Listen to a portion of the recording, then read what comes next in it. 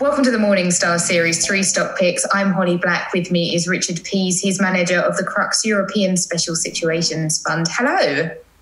Hello. So it seems a crazy time to be talking about stock picks, but that's what we're going to do. Where would you like to start? Well, I'm not sort of pushed to know which ones to choose because obviously having seen the markets being all over the place, there's more opportunity than usual. And what I thought I might do is give you two stocks which are, crudely speaking, halved, which we like and still think there's a great future, and one stock which is very robust and a good long-term structural grower. And it's always difficult to know what risk you want to assume and what time scale you're prepared to wait for. But I think this gives you a bit of everything, hopefully. Okay, well, let's start with one of the ones that's halved, and I hope you were invested after that happened, not before. Sadly not, but we've added to it. It's an old friend of mine called Alberts Industries. It's a sort of a couple of billion market cap sort of size. I happened to be able to get hold of the CEO very recently in a telephone conversation. And it's an industrial Dutch company, but it's very global. Everything from sort of valves to making things more eco-friendly in terms of construction and lots of other things in between. But they have quite a big US base too, as well as in Europe. Anyway, I really had two questions for the CEO. One was, are you going to be profitable this year? And I got the Dutch equivalent of a guffaw. Of course we are, which is that's the starting point. And the second question really was, do you think you can get back to last year's earnings next year?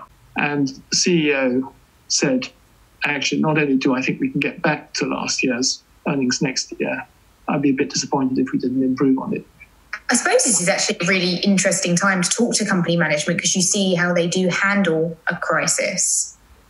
Absolutely. And in this case, he's also bought stock personally in the company more recently. He's got stock already, but he's bought more. Okay. So that would be my first one. And what's stock number two?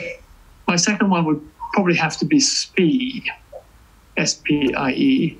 SPIE is a French-based but European-wide outsourcing story. It does sort of hard outsourcing, things like maintaining air conditioning, connecting green energy to the grid, maintaining naval bases and all sorts of things in between. But anyone who uses an office or a warehouse or a manufacturing base tends to have certain technical things being maintained and looked after and installed. So that's where they come in. What we like about that company is that in normal times, they have a very high degree of recurring revenue because it's the sort of thing people just have to have done.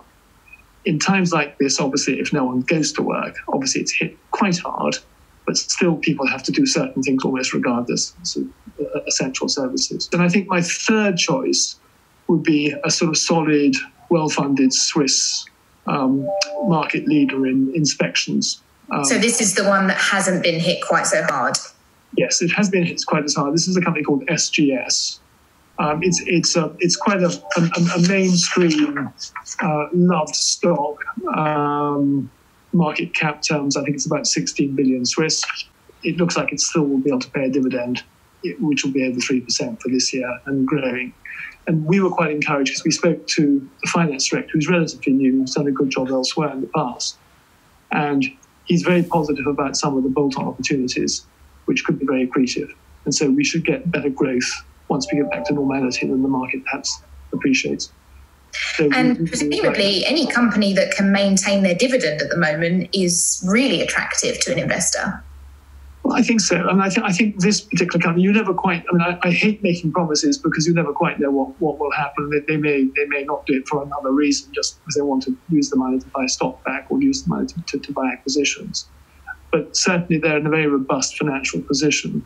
And if you look at the longer term record on SGS, again, it's very impressive.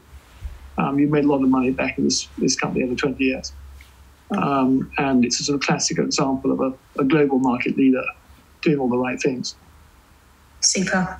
Richard, thank you so much for your time. For Morningstar, I'm Holly Black.